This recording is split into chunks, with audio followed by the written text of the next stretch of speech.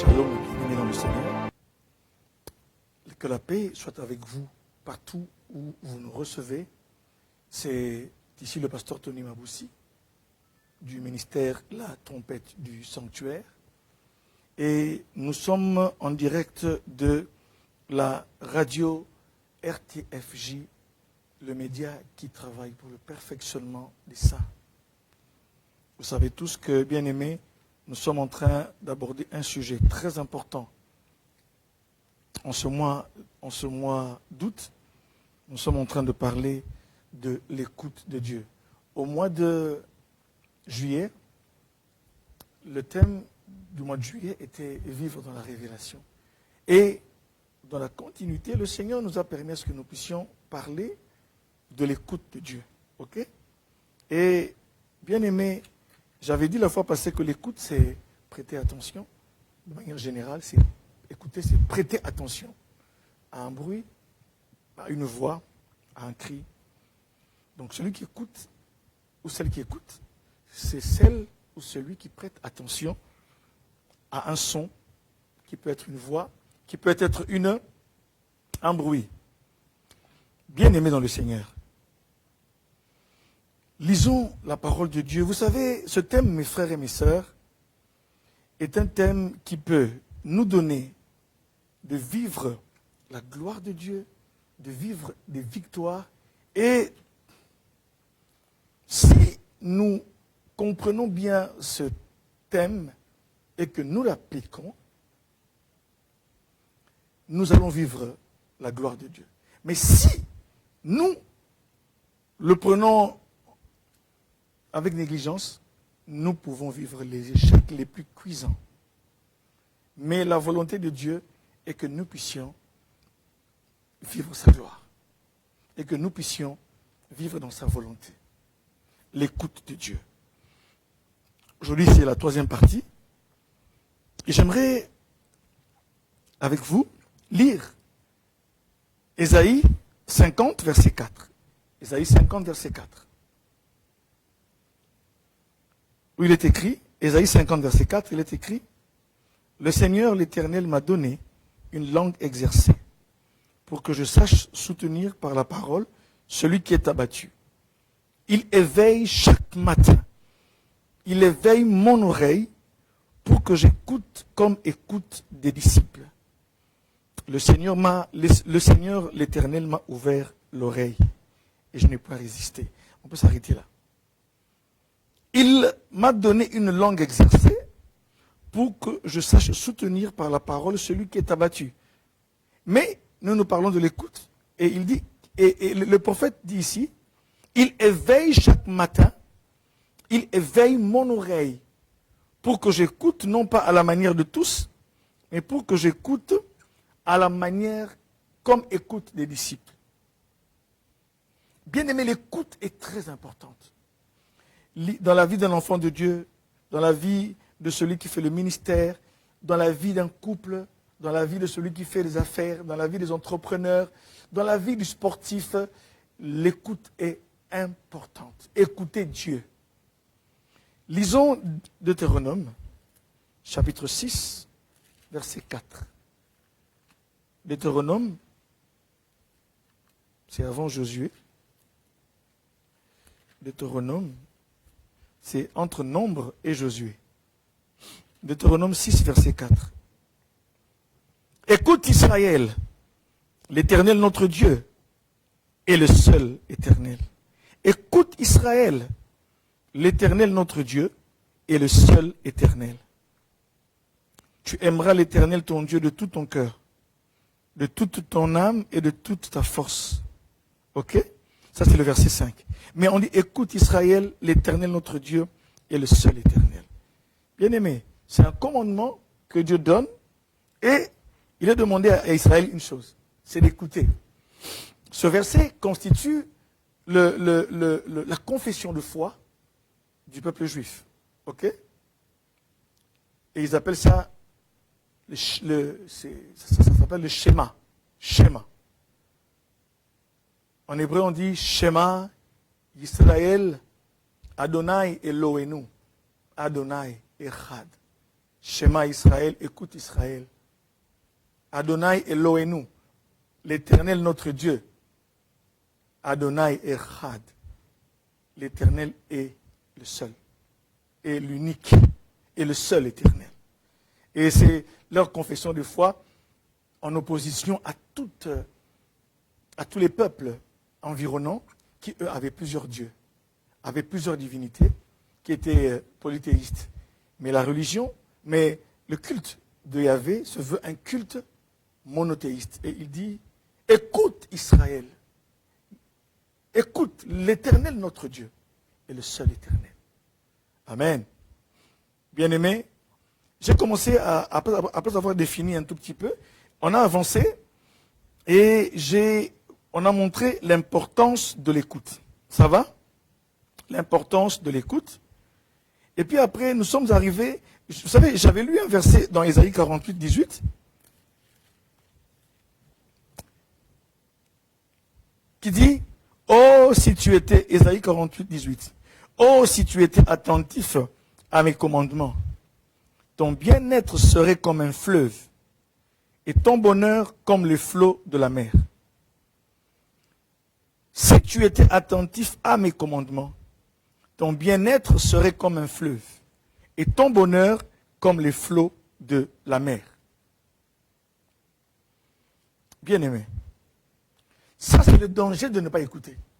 Et on montre aussi le bénéfice de celui qui peut écouter, de celui qui est attentif au commandement de Dieu. Donc, si tu es attentif, si tu écoutes, cela a un impact sur le bien-être. Et ton bien-être serait comme un fleuve. Et ton bonheur serait comme les flots de la mer. Oh, quelle métaphore. Mes frères. Mais ceux qui n'écoutent pas, bien sûr, ils vont vivre le désert. Ils vont voir des choses qui ne marchent pas. Frères et sœurs, j'aimerais ici, on est arrivé au deuxième point, où nous parlions. Premier point, l'importance de l'écoute. On a dit beaucoup de choses. On a dit à l'occasion que nous sommes en train de faire en sorte qu'on puisse faire de cet enseignement une petite brochure. Ça va? Et deuxième point, c'est quelles sont les choses qui nous empêchent d'entendre Dieu. Au numéro 1, on a parlé du cœur partagé. Avoir le cœur partagé. On ne sait pas ce qu'on veut. Deuxièmement, la dureté de cœur. Avoir le cœur dur. Troisième chose qui nous empêche d'écouter Dieu, de l'entendre, c'est avoir une condition non régénérée. Ça va?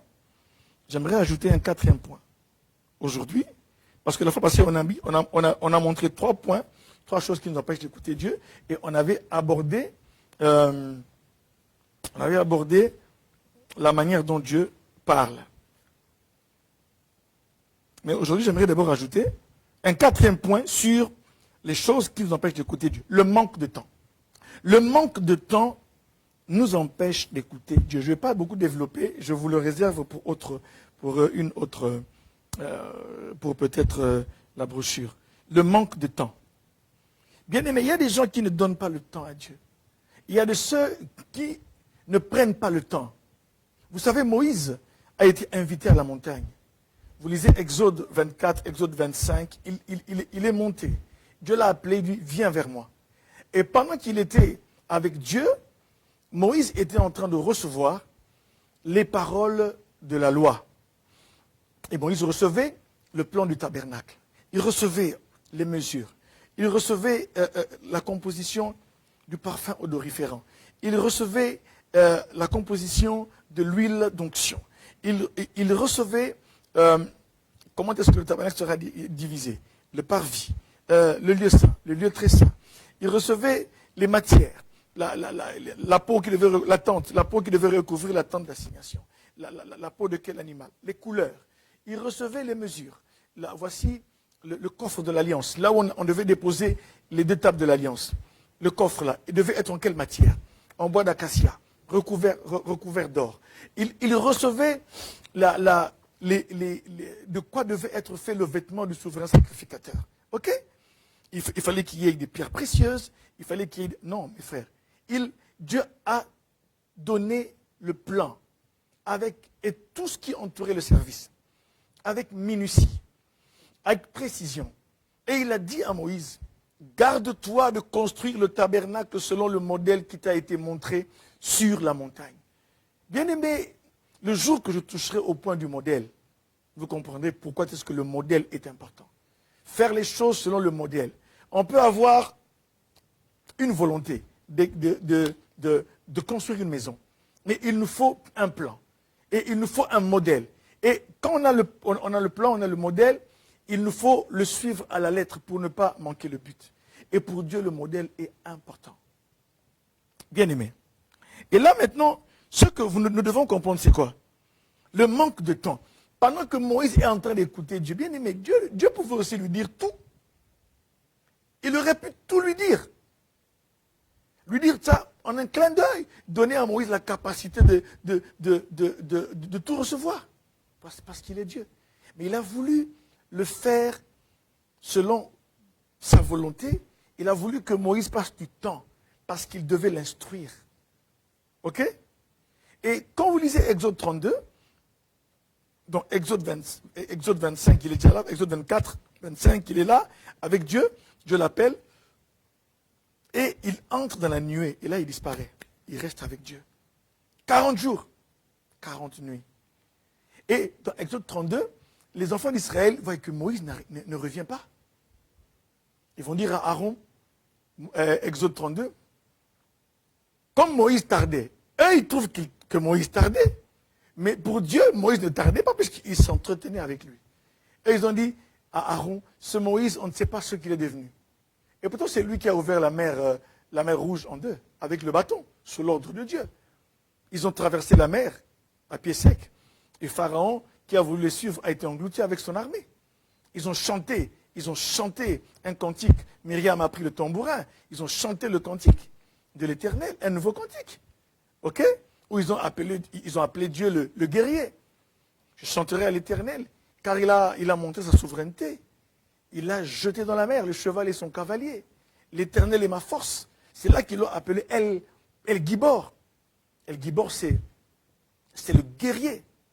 C'est pourquoi, bien-aimé dans le Seigneur, il faut savoir que ce que Dieu fait à un moment donné, il ne faut pas croire qu'il est en train de tarder. Là, au point où ils étaient arrivés, Aaron, ils ont dit à Aaron, donne-nous, fais-nous un Dieu qui marche au-devant de nous. Il leur a dit, donnez vos bijoux, et il a fait le veau d'or, vous connaissez la suite. Bien-aimé dans le Seigneur, le manque de temps. Et il y a beaucoup d'exemples dans la parole de Dieu où vous allez voir que Dieu aime que son peuple prenne le temps. Quand Élie fait le miracle et il fait le défi au mont Carmel. Lorsqu'il fait ce défi-là,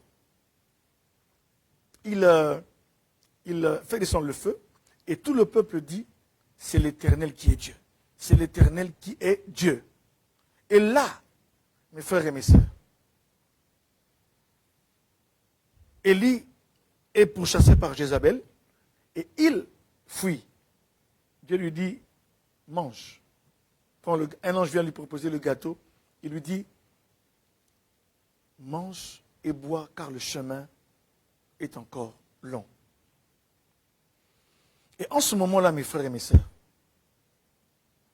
Élie va manger le gâteau et boire de l'eau et aller au mont Horeb. Et là, Dieu a pris le temps. D'abord, il y a la manifestation du feu, il y a le tonnerre, il y a un vent violent. Dieu n'était pas dans toutes ces manifestations-là.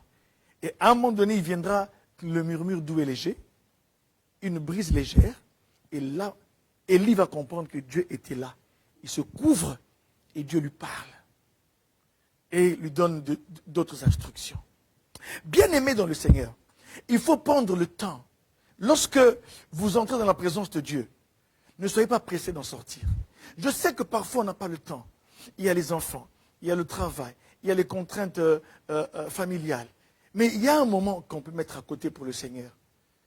Quand vous avez 30 minutes, que ce soit 30 minutes de qualité. Quand vous avez 1 heure, que ce soit 1 heure de qualité. Quand vous avez 2 heures, que ce soit 2 heures de qualité. Quand vous avez une demi-journée, que ce soit une demi-journée de qualité que vous passez avec Dieu. Beaucoup de gens, quand ils parlent, ils prient. Ils ne laissent même pas le temps à Dieu de leur parler. Même pas une seconde. Ils ont parlé à Dieu comme si Dieu était leur garçon de course. Seigneur. Mais ce même Dieu à qui vous parlez, à qui vous demandez ceci ou cela, mais il a aussi besoin de vous parler. Et c'est pourquoi, pour certains, Dieu se résout à leur parler seulement quand ils sont dans les songes. Je pense que la prochaine fois, je vais aborder les moyens par lesquels Dieu parle. Il va se résoudre à ce que quand tu vas dormir, là, on est abandonné.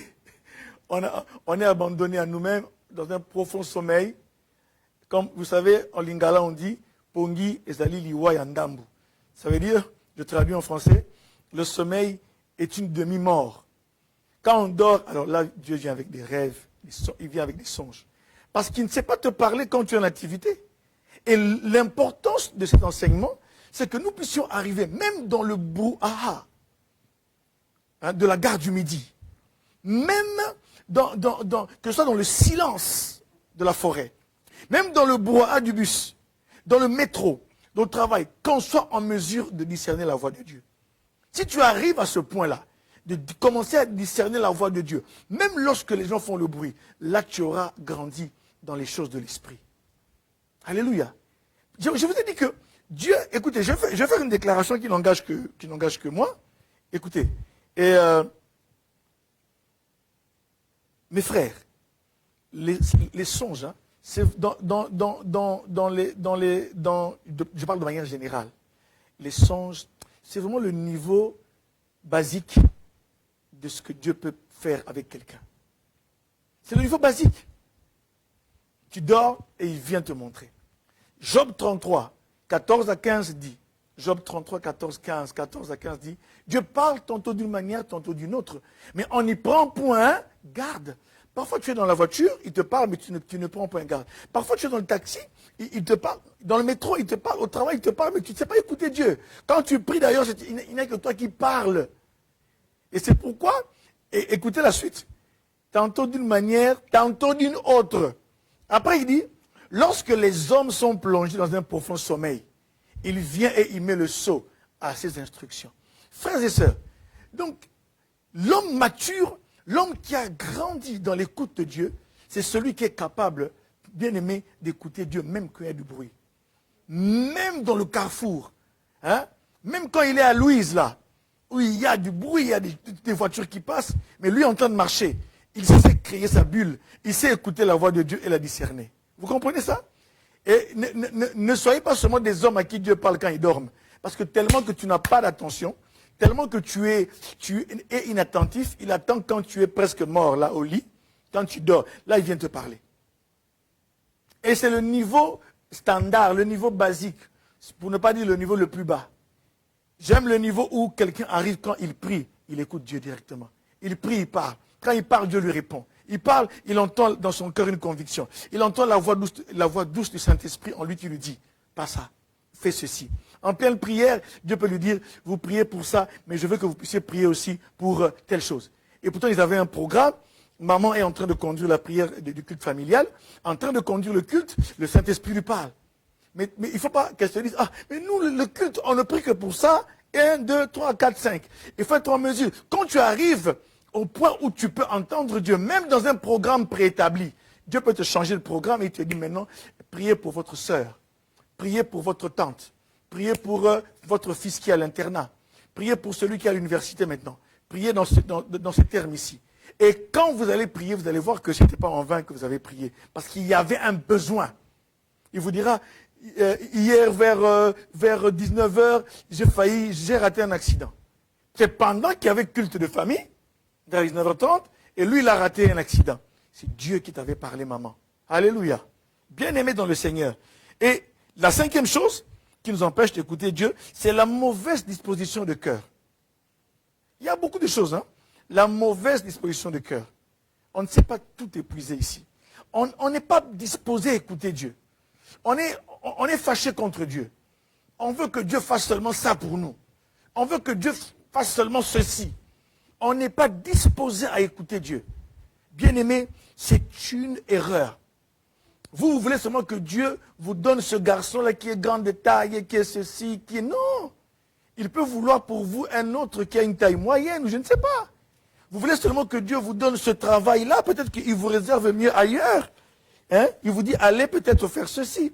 Vous voulez seulement à tout prix que Dieu fasse ceci pour vous. Vous voulez à tout prix aller seulement au Danemark, parce que vous rêvez du Danemark. Mais Dieu veut que vous puissiez aller, par exemple, en Suisse. C'est parce qu'en Suisse, là-bas, il y a quelque chose qui doit se passer que Dieu a ordonné pour votre destinée. Alléluia. Alléluia.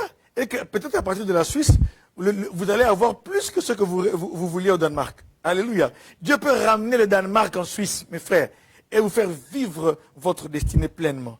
Donc, il y a tout ça. On peut aussi ajouter les pensées déjà, on est déjà conditionné. Les pensées déjà préconçues. Moi, c'est comme ça. Non. Non, quand on est disposé, moi, il faut que Dieu me parle comme ça. Je veux qu'il me dise ça. Je veux qu'il me dise oui. Non. Quand on prie, il y a 3 réponses. Dieu peut te dire non. Il peut te dire oui. Il peut te dire attends. Ça va? Ok, mes frères. Donc, quand il dit non, il ne faut pas dire ah, vraiment. Dieu ne m'a pas donné ça. Dieu ne m'aime pas. Non. Il est le Père. Et il sait ce qu'il y a de meilleur pour nous. Là, on passe. Bien-aimé. Maintenant, comment Dieu parle-t-il? Bien-aimé, l'écoute de Dieu nécessite la sensibilité.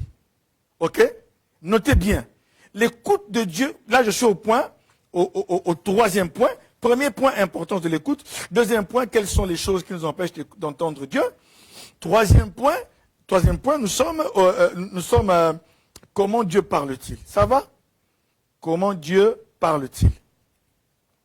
L'écoute de Dieu nécessite la sensibilité. Et la sensibilité grandit avec la discipline.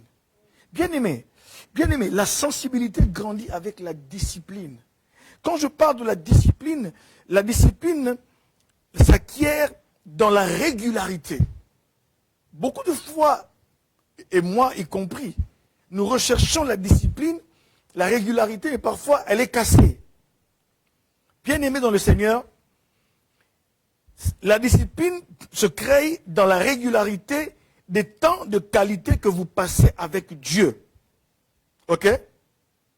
Donc, les temps de qualité que vous passez avec Dieu, et dans la régularité, il y a des gens qui, quand ils prient à 20h, c'est 20h. Il y a des gens, quand ils prient à 20h30, c'est le culte de famille, ils prient à 20h30. Il y a de ceux, quand ils se réveillent à 4h du matin, c'est 4h du matin. À moins qu'il y ait d'autres problèmes spéciaux, ou bien je ne sais pas quoi, la maladie ou quoi, mais à moins qu'il y ait d'autres choses, mais il est régulier. Je vais vous donner un témoignage que j'ai écouté de la part de nos aînés spirituels, un témoignage qui était vrai. Il y a un monsieur qui priait à chaque midi. Quoi qu'il arrive, chaque midi, il avait un rendez-vous avec le Père céleste. Et il avait son rendez-vous avec Dieu. Et quand il avait sa pause au travail, il avait toujours un moment où toute la pause n'était pas utilisée pour aller manger les hamburgers. Non. Ou bien pour aller pondre. Non. Il utilisait une partie de la pause pour aller se recueillir et prier le Seigneur. Ça va? Et il entrait, il cherchait un coin tranquille pour prier. Et qu'est-ce qui s'est passé? Il s'est passé qu'il a fait un accident grave et il était vraiment, il a été handicapé. Enfin, c'est-à-dire qu'il est maintenant, il n'était plus en mesure pendant ce temps-là d'aller communier avec le Seigneur. Le premier midi, alléluia, bien aimé, il s'est passé que dans sa chambre, là où il était, alité, il entend une voix et il voit une lumière dans sa chambre. Je dis, mais c'est qui? Et on l'appelle par son nom. Supposons qu'il s'appelait Aaron. Le Seigneur lui dit, Aaron, c'est moi Jésus. Je suis venu à notre rendez-vous. Oh, quelle belle histoire. Le Seigneur l'a visité et son rétablissement a été prompt. Il a été vite guéri. Pourquoi? Parce qu'il avait pris l'habitude du rendez-vous. Il avait pris l'habitude de la régularité. Et il y a une chose que l'ennemi a cassée en nous, c'est la discipline. Il a cassé la régularité. Il sait que quand tu deviens régulier, tu crées la discipline. Et cette discipline devient une habitude. Et qu'est-ce qu'il fait? Parfois, il amène des amis, parfois, il crée des distractions. Tu es sur les réseaux sociaux, tu scrolles depuis 19h jusqu'à 21h30, après tu es fatigué, mais ton heure de prière était à 20h15. Et c'est ça, bien aimé, dans le Seigneur, que nous devons retenir. Ok? Cet enseignement sur l'écoute est capital, il est important, il peut faire de nous des chrétiens, des églises, des couples, des familles à succès, des familles, des hommes et des femmes qui marchent, des hommes et des femmes qui marchent dans la volonté de Dieu. Et là, il dit, c'est moi Jésus, je suis venu au rendez-vous. Parce que là où il le rencontrait, là, au travail, il y avait, je pense, une chapelle à côté, et il entrait toujours dans cette chapelle-là pour prier Dieu à 12h. Et là, maintenant, le Seigneur se dit, mais ce monsieur n'est pas là, je veux le suivre, alléluia. Le Seigneur l'a suivi à l'hôpital à cause de la régularité, à cause de la discipline. Frères et sœurs, qui sont ces hommes et ces femmes aujourd'hui qui peuvent se dire, moi j'ai mon réveil à 6h, j'ai mon réveil à 5h. J'ai un rendez-vous, même de... C'est pourquoi vous allez voir, je n'ose pas citer d'autres religions. Ils ont des rendez-vous préétablis. Je suis entré dans une boutique, dans un magasin quelque part, il y avait 2 personnes qui vendaient, et l'une d'elles m'a reçu, l'autre était au coin en train de prier. Oh! Je ne citerai pas leur religion. Hein, alléluia, mais je pense que vous comprenez c'est quelle religion. Il n'a pas honte des gens qui vont entrer. Non, il n'a pas honte. Lui, il doit faire sa prière. Il était là à genoux. Il doit faire sa prière parce que c'est l'heure de la prière. Bien aimé, lorsqu'on atteint ce niveau-là, c'est-à-dire que Dieu est aussi en mesure de faire de nous des hommes qui grandissons dans l'écoute. Il ne faut pas seulement commencer à écouter Dieu, mais il faut grandir dans l'écoute. Ça va? Ok? Dieu parle, donc il faut créer une atmosphère de conversation. Même quand vous priez, à un moment donné, gardez même 5 secondes, gardez un temps de silence. Il peut vous parler. Bien aimé, moi j'ai compris qu'à un moment donné, le niveau qui nous convient, c'est lorsqu'on est silencieux, Dieu nous parle, mais c'est aussi lorsque on a prié, pendant qu'on parle, Dieu aussi nous interrompt et il parle. Alléluia. Il t'interrompt et tu entends sa voix. Alléluia. Tu l'entends dans ton cœur, dans ton esprit. Alors, comment Dieu parle-t-il? J'avais dit la fois passée, par une conviction intérieure. Ok? Une conviction intérieure. Alors, là, il s'agit du témoignage de l'esprit. Ok? Votre cœur s'incline vers quelque chose. Vous êtes convaincu, même quand les gens ne croient pas. Mais vous avez une conviction. Bien aimé, beaucoup de gens vont me dire, mais comment Dieu parle? Comment savoir que c'est Dieu qui parle? Il y a des moments où, malgré les situations, les gens vous disent allez à gauche, mais vous êtes convaincu d'aller à droite. Si c'est une conviction, si ce n'est pas un caprice, si ce n'est pas simplement la chair qui vous conduit, si vous êtes un homme conduit par le Saint-Esprit, alléluia, la Bible déclare, le Saint-Esprit atteste à notre esprit que nous sommes enfants de Dieu. Alléluia. L'évangile, le Nouveau Testament nous dit que le Saint-Esprit atteste à notre esprit, c'est dans Romains, que nous sommes enfants de Dieu. Bien aimé, je vais vous le lire. Prenons Romains, ok? Prenons Romains, chapitre 8, ok? Chapitre 8, Romains 8, verset 14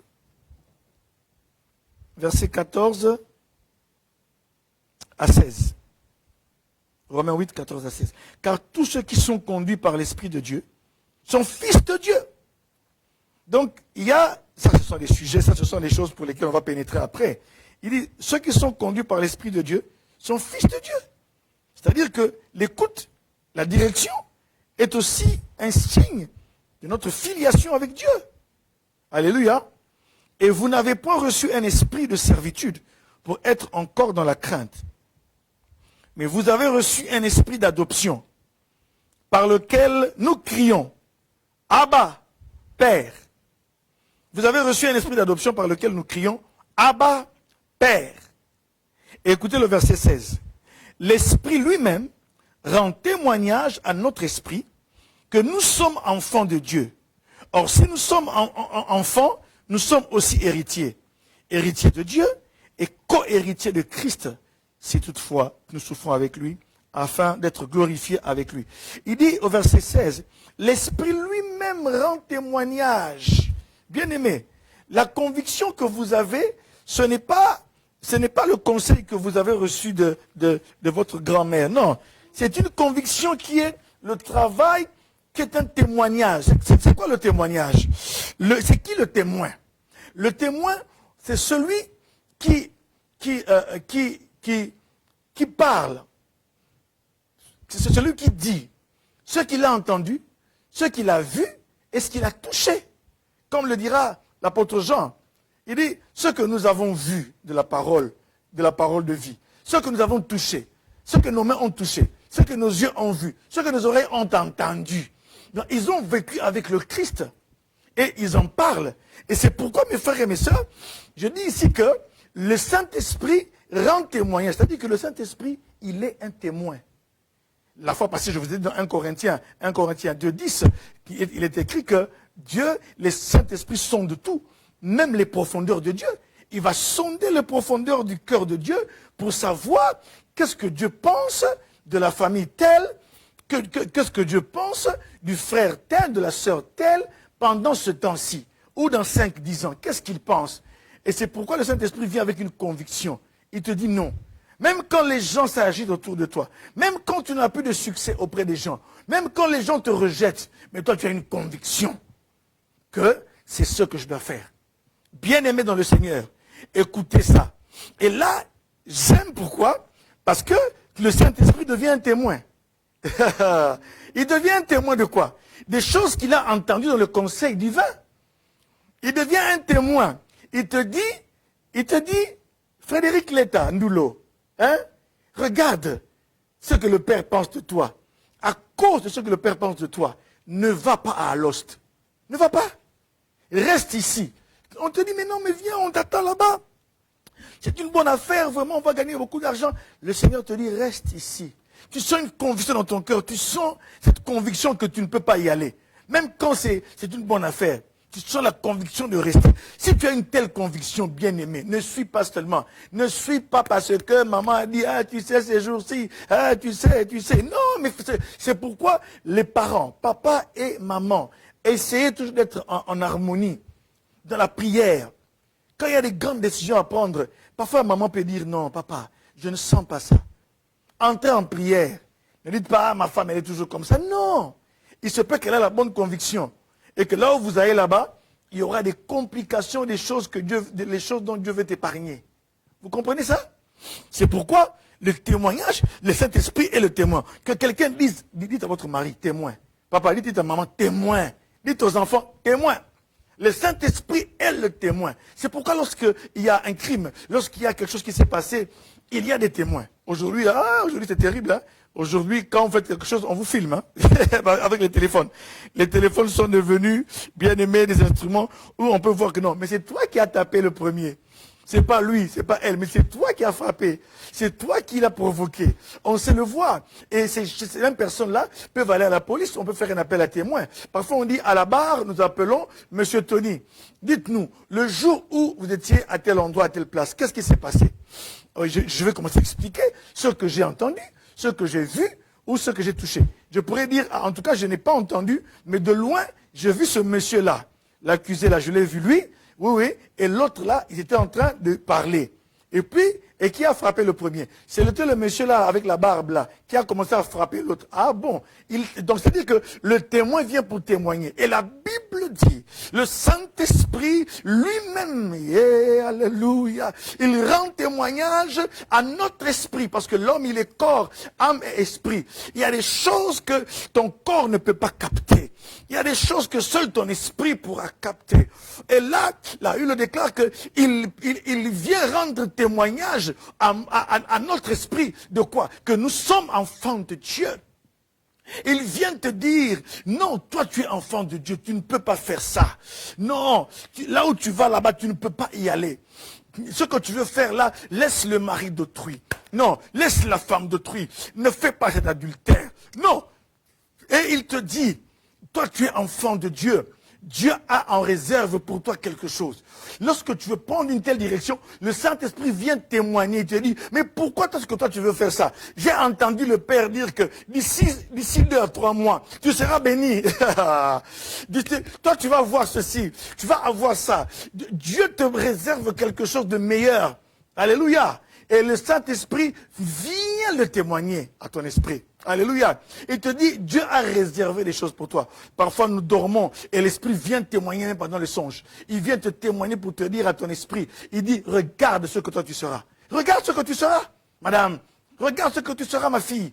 Au lieu d'aller donner ton corps partout. Mais regarde ce que tu... Bien-aimé, si les gens savaient ce qu'ils seront, non, il y a des choses qu'ils n'allaient pas faire.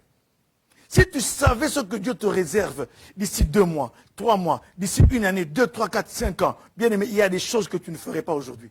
Parce que tu aurais entendu le témoignage du Saint-Esprit. Alléluia. Que quelqu'un acclame le Seigneur. Oh, j'ai un Dieu qui pense à tout. Il a dit dans Jérémie 29, verset 11. Jérémie 29, 11. Car je connais les projets que j'ai formés sur vous.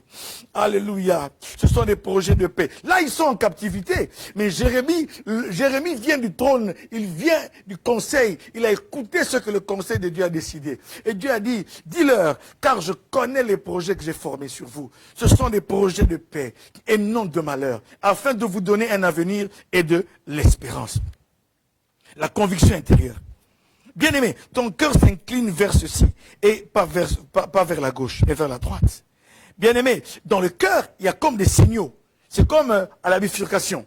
Ceux qui ont fait l'auto-école, ok, et ils savent, ceux qui conduisent, ils savent qu'il y a, il y a des signaux lumineux, il y a le feu rouge, il y a l'orange, il y a le jaune, il y a le vert.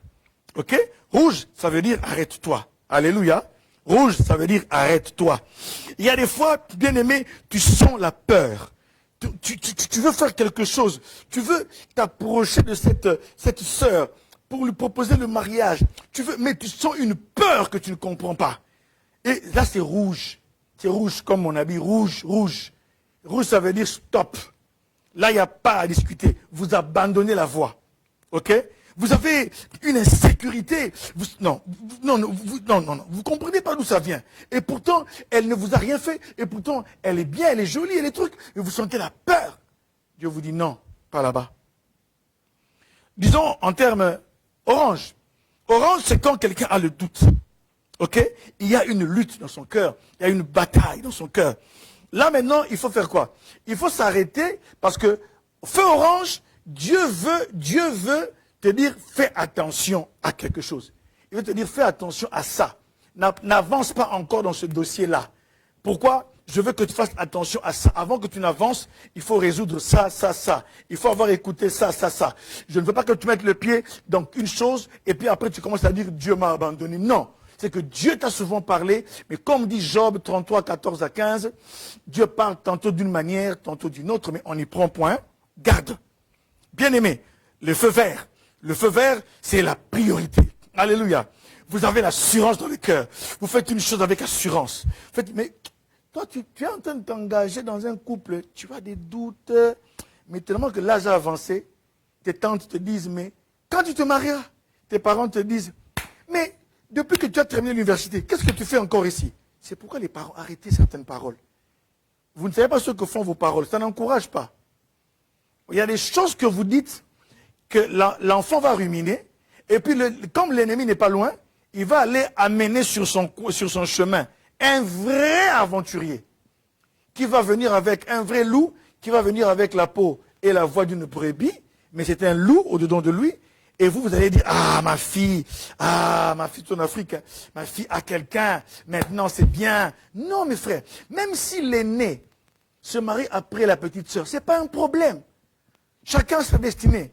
Même les jumeaux qui sont nés le même jour, ils ont des destinées différentes. Et 2 personnes qui sont nées avec un écart de 2 ans ou de 3 ans, bien aimés, seront quand même sincères. J'aimerais dire ici aux parents, arrêtez de pousser vos enfants, arrêtez de faire certaines choses, car cela peut les amener à autre chose. Ça va? Bien aimés, regardez, il y a aussi des femmes qui disent, à leur mari, comment font les autres? Il y a une dame, une histoire qu'on m'a racontée, une dame qui vient dire à son mari, Mais d'autres ont acheté des parcelles. D'autres ont des concessions. Et nous alors, on n'a que cette parcelle ici. D'autres en ont déjà en ont de 3, 4, 5, 6. Et mon ami là-bas, on lui a acheté, son mari lui a acheté ça. Mais ton mari est en mesure seulement d'avoir une parcelle qu'il a mise en votre nom, vous deux.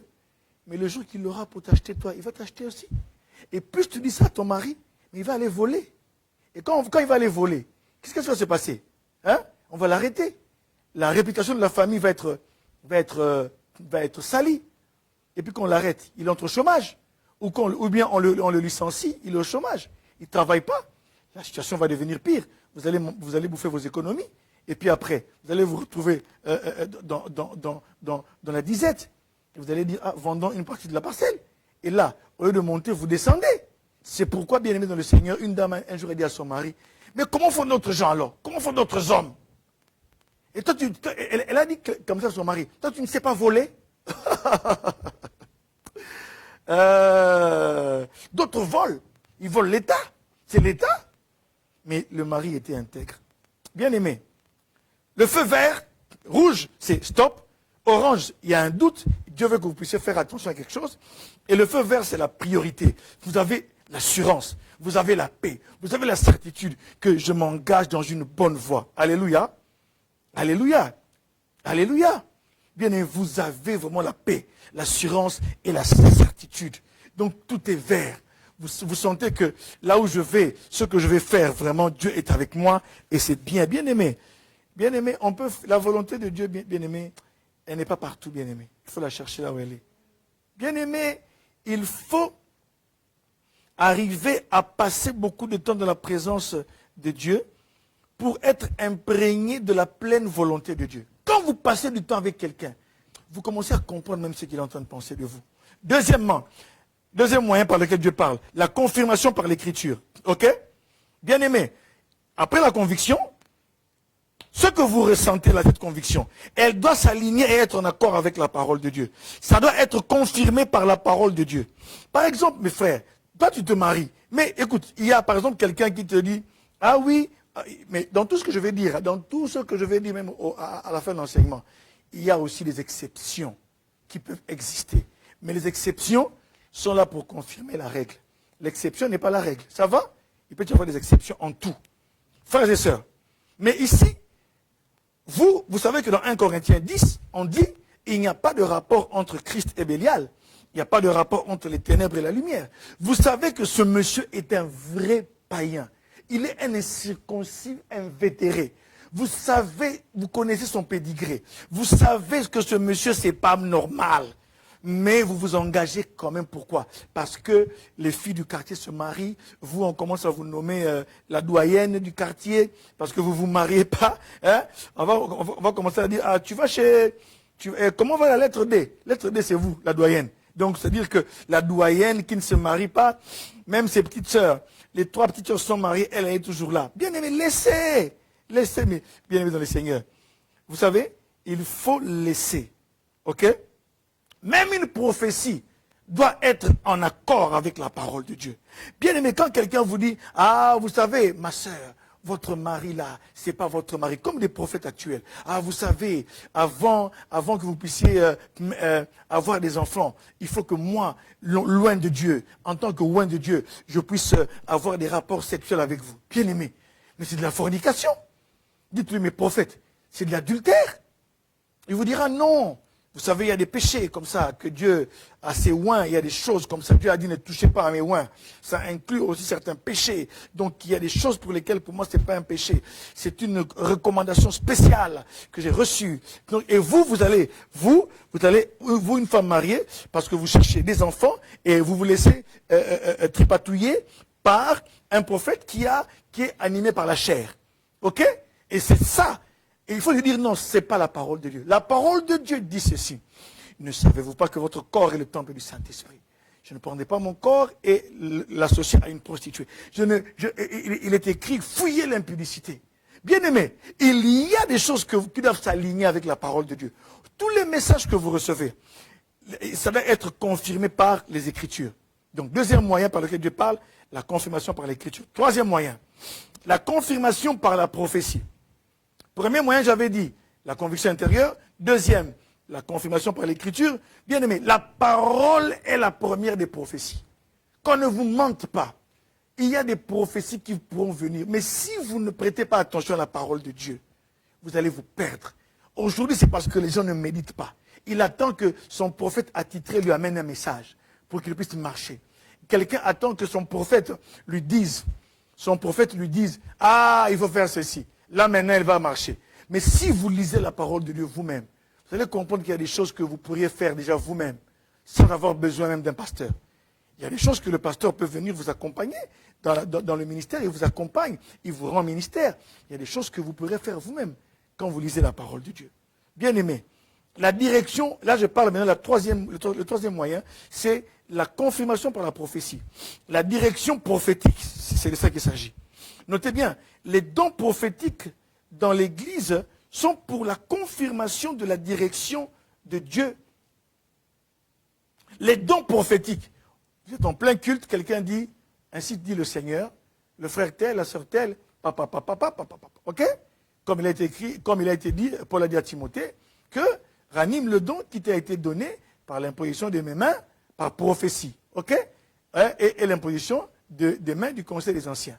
Le don qui t'a été donné par prophétie.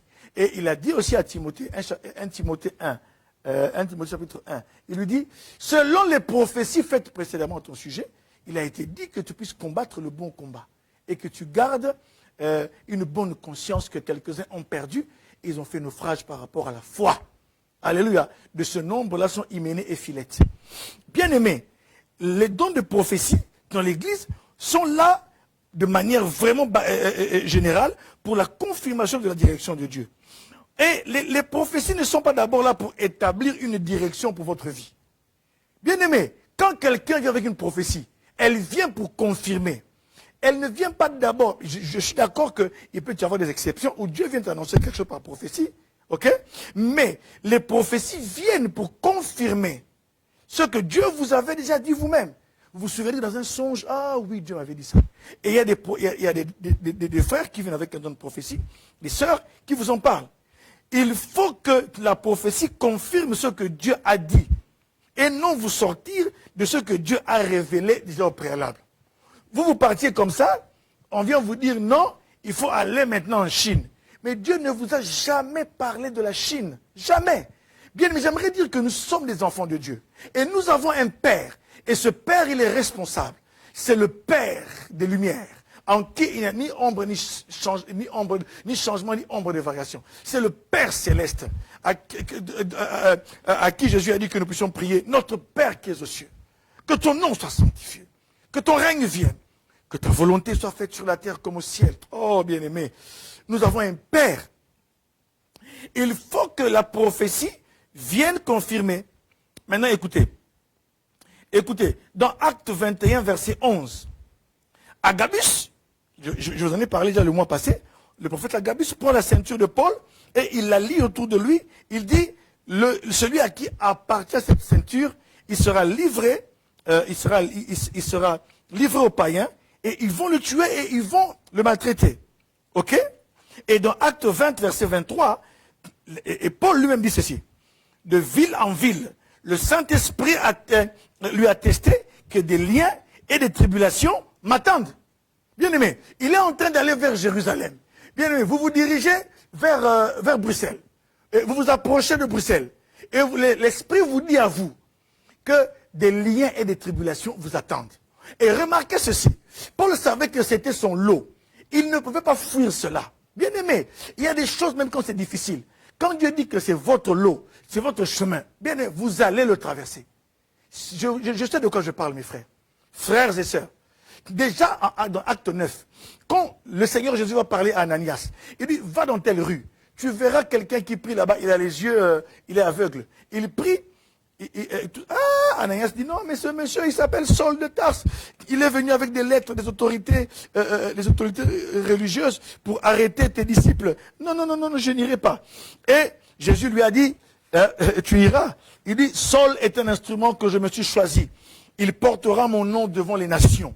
Et je lui montrerai les choses qu'il doit souffrir pour moi. Bien aimé, déjà au début de son appel, Dieu a pris le soin, Jésus a pris le soin de montrer à Saul a montré à Paul, ou Saul, comme vous voulez, les choses qu'il allait souffrir pour lui. Donc, ce n'était pas quelqu'un qui était distrait par les prophètes, qui venait vous dire, oh, madame,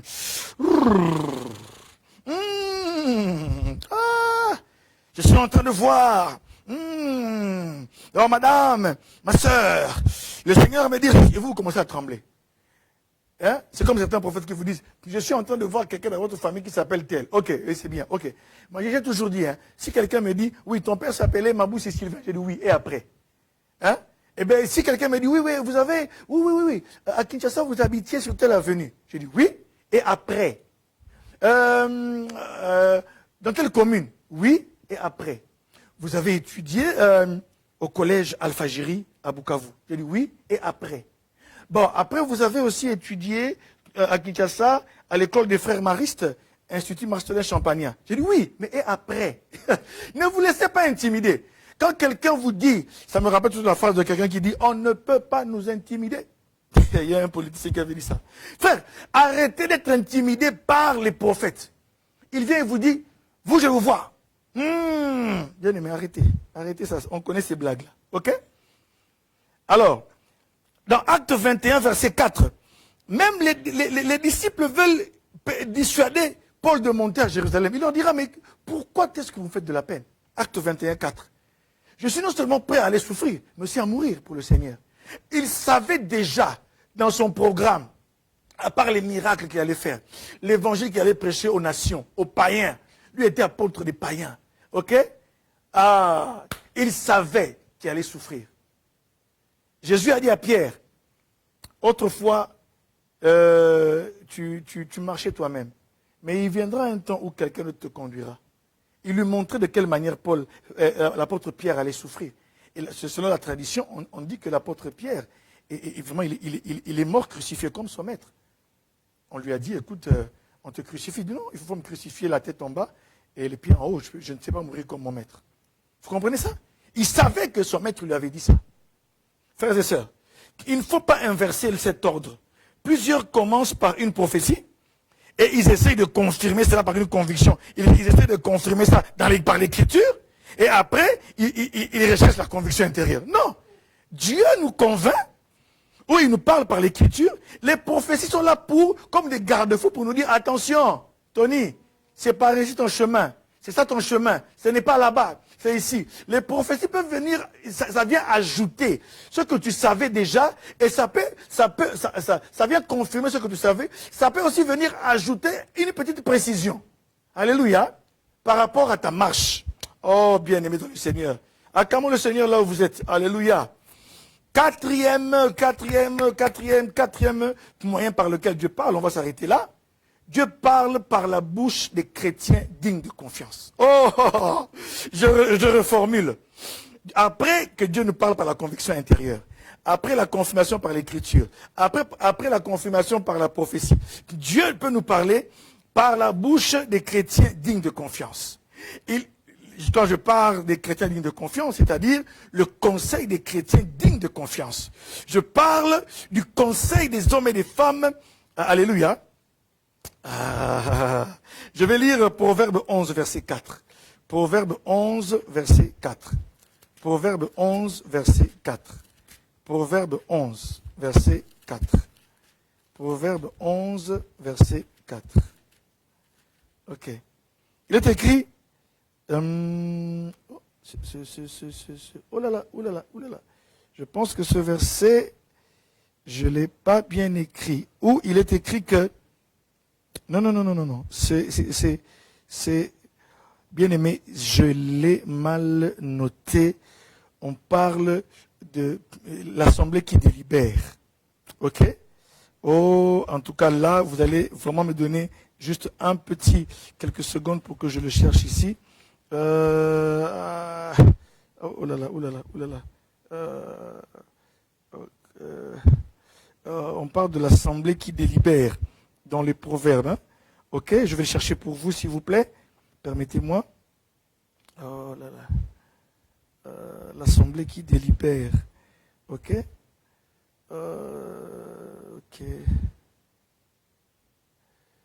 Ok.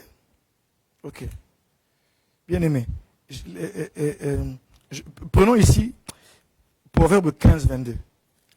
Proverbe 15, 22. 15, 22. Proverbe 15, 22. Les projets échouent faute d'une assemblée qui délibère. Mais ils réussissent quand il y a de nombreux conseillers. Voilà. Les projets échouent faute d'une assemblée qui délibère. Mais ils peuvent aussi réussir. J'ai dit, l'écoute peut vous conduire à l'échec, le manque d'écoute. Et l'écoute normale, la bonne écoute peut vous faire réussir. Et ils réussissent quand il y a de nombreux conseillers. Bien aimé, ici mes frères, il s'agit du conseil des anciens. Le conseil de ceux qui ont une bonne marche avec Dieu, qui ont de l'expérience. N'allez pas demander conseil, comme j'ai dit la fois passée, à nos tantines de Game Over, qui ont épuisé toutes les chances de leur vie. Maintenant, elles veulent maintenant aussi conduire vous, qui avez encore quelques chances, elles veulent vous conduire dans leur... Ah, tu sais les hommes, hein? Oh, moi tu sais, j'en ai eu 3 dans ma vie. Et j'en ai marre. Maintenant c'est fini, j'en ai ma claque. Oh, tu sais les hommes, hein? Ah, tu sais les hommes, hein? Ah, les hommes ne sont pas fidèles. Oh, il y a des hommes fidèles. Alléluia, il y en a. Il y a des hommes bien. Il y a aussi des femmes bien. Quelqu'un d'autre te dira, ah, tu sais, les femmes, oh là là, les femmes, il ne faut pas être gentil avec elles, il faut les malmener. Non. Et vous suivez les conseils parce que. Écoutez, ne pas demander à ceux qui ne sont pas, attention ici, notez bien, n'allez pas demander conseil à ceux qui ne sont pas guéris de leurs mauvaises expériences. Ils risquent de vous transmettre leurs frustrations qui vont vous effrayer. Il n'est pas guéri. Il est passé par des choses et vous savez que ce tonton-là n'est pas guéri. Il est amer. Quand vous le voyez toujours, tu dis, mais qu'est-ce qu'il y a? Ah, petit, c'est vous qui voulez vous marier, hein? En tout cas, vous, petit. Que vous cherchez? Moi, j'ai mes enfants que je fais avec 3 femmes là-bas, c'est bon. J'ai mes enfants et ils étudient là, c'est bon. Moi, tu sais, les femmes, non. C'est vous qui vous encombrez avec des femmes? Non. C'est vous qui vous encombrez, toi tu te prends pour Adam et Ève. Non, petit, moi, il dit à son ami, il dit, Frédéric, regarde-moi ce petit ici. Hein? Il va se compliquer la vie avec le mariage. Il y a un jour, la femme d'un ami est venue me dire que une de ses cousines, une grande cousine qui a échoué dans sa vie, lui pose la question, ah petite soeur, tu t'es mariée? La petite soeur lui dit, oui, regardez-moi, je me suis mariée. Elle dit, ah bon? Elle dit, Lingala, vous avez le courage à balle, hein? Je traduis. Vous avez le courage de vous marier, tiens donc. Il dit, mais moi, je n'ai pas le courage de supporter un homme, de faire ceci. D'ailleurs, moi, un homme là, il y a une dame qui disait, moi, je ne peux pas aller m'enticher d'un homme là, parce que pour me dire, tu es où? Je suis où? Tu reviens à quelle heure? Il dit, non. Et vous allez suivre le conseil de cette tantine là. Oh là là, vous avez échoué. Bien aimé, vous pouvez chercher une direction divine. Mais vous allez entendre la direction divine dans la bouche des anciens. Vous allez entendre la direction dans la bouche des hommes de Dieu. Dans la bouche des mamans sages, des papas sages. C'est pourquoi il faut avoir de bons parrains, par exemple. Il faut être bien entouré. N'allez pas chez les game over. Elles vous diront toujours, oh, vous savez, moi, j'ai arrêté cette vie-là. Petit, donnez-lui une bière. Petit, elle t'a fendu. Donnez-lui quelque chose à boire, là. Donnez-lui quelque chose à boire. Petit, buvons. Laisse la femme là et tout ça. Et parfois, elle t'appelle, dit, c'est qui t'appelle? C'est elle. Ne réponds pas. Ah! Des mauvais coachs. Écoutez plutôt celui qui a été guéri, celui qui a tiré des leçons de la vie, celui qui a produit les fruits de la saison, comme Dieu les attendait. Il y a des épreuves qui nous arrivent pour que Dieu produise en nous un fruit. Ce fruit peut être, Dieu voulait produire une plus grande foi en toi. Dieu voulait que tu passes par là pour que tu deviennes une femme de prière. Il voulait que tu passes par là pour qu'il te brise. Il voulait que tu passes par là pour que tu sois un homme sage. Il voulait que tu passes par là pour élargir ta vision comme un aigle. Alléluia. Il veut te communiquer la vision de l'aigle. Il t'a fait passer par certaines choses parce qu'il voulait te faire passer là et produire du fruit. Bien-aimé, une telle personne peut aider beaucoup de gens. Ok. Quand on parle du conseil des chrétiens, il ne s'agit pas de nouveaux convertis ou de personnes inexpérimentées. Il ne s'agit pas non plus de s'adresser à un adolescent. Toi, un vieux, tu as demandé conseil à un petit de 16 ans. Ah, petit, tu vas voir ce qu'on m'a fait, petit. Ah, petit. Un petit de 18 ans, qu'est-ce qu'il va te dire? Bien que je sais qu'il y a des gens qui sont un peu précoces, il peut te donner un bon conseil, mais ça reste de l'ordre de l'exception. Il s'agit, le conseil des chrétiens à viser, il s'agit plutôt de personnes qui connaissent les voies de Dieu. Bon, bien, il y a des gens qui ont vu les œuvres de Dieu. Ils ont vu Dieu opérer dans la vie. Mais il y a aussi des hommes qui connaissent les voies de Dieu. Comme dit le psaume 33, il a révélé ses voies à Moïse. Alléluia. Bien aimé, je sens mon cœur commencer à tressaillir. Parce que je touche à des choses, des hommes et des femmes matures. Frères et sœurs, il y a des gens, des hommes et des femmes qui connaissent les voies de Dieu. C'est-à-dire les manières de faire et d'opérer de Dieu. Ils connaissent les procédés de Dieu. My Lord. Lisez 2 Samuel 16, 23. On va finir par là. 2 Samuel 16, 23. Alléluia. 2 Samuel 16, verset 23. Vous allez écouter ce verset. 2 Samuel 16, 23. Alléluia. Je vais lire le passage. Nous sommes en train de... Oh là là, oh le temps. Les conseils, on parle d'un homme qui s'appelait Achitophel. Les conseils, 2 Samuel 16, 23. Les conseils donnés en ce temps-là par Achitophel avaient autant d'autorité que si l'on eût consulté Dieu lui-même. Il en était ainsi pour tous les conseils d'Achitophel, soit pour David, soit pour Absalom. On parle d'un homme qui s'appelle Achitophel, un homme terrible, un conseiller de choix. Lui, quand vous allez le consulter pour qu'il vous donne un conseil, après que vous allez le consulter, il n'était pas prophète, mais son conseil valait un oracle. Oh, alléluia. Il s'agit de quelqu'un qui a marché longtemps avec Dieu et dont l'intelligence spirituelle est imprégnée de la sagesse divine. Quand on parle d'un chrétien digne de confiance, il s'agit de quelqu'un qui a marché longtemps avec Dieu et dont l'intelligence spirituelle est imprégnée de sagesse divine. Quelqu'un qui a un discernement assis. Alléluia. Bien aimé. Ça c'est la 4e voie. On verra la 5e prochainement. À suivre au prochain numéro. Alléluia. Ne manquez pas le live de la fois prochaine. Bien aimé. Bien aimé. L'écoute de Dieu. L'écoute de Dieu.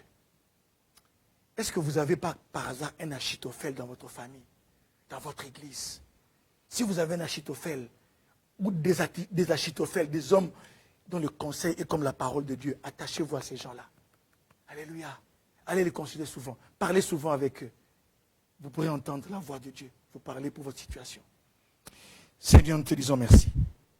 Nous voulons demander la grâce pour tous ceux-là qui veulent recevoir le Seigneur Jésus comme Seigneur et Sauveur. Qui ont écouté la voix de Dieu. Vous avez longtemps marché par vos propres moyens. Vous avez négligé les voies de Dieu. Mais Dieu veut vous parler. Dieu aujourd'hui veut faire en sorte que vous puissiez écouter sa voix comme son enfant. Faites la prière après moi, s'il vous plaît. Seigneur Jésus, merci pour ta parole. J'ai entendu ta voix. Je reconnais que j'ai mené ma vie seul. J'ai marché selon mes propres pensées. Je te demande maintenant pardon pour tous mes péchés. Je reviens à toi. Je te reçois comme mon Seigneur et mon Sauveur personnel.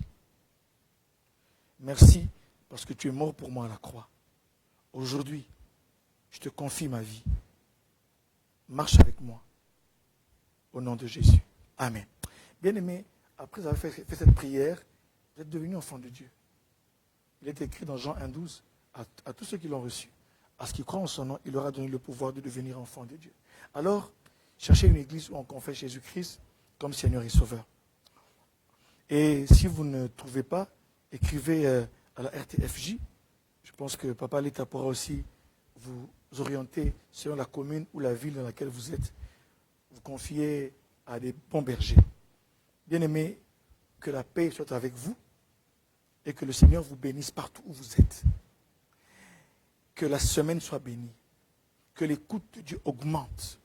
Que vous puissiez grandir dans l'écoute. Que vous puissiez être des hommes et des femmes qui marchent dans le discernement. Des hommes et des femmes qui avaient l'oreille ouverte. Des hommes et des femmes qui écoutent comme écoutent les disciples. Père, je bénis ton peuple. Guéris tous qui sont malades.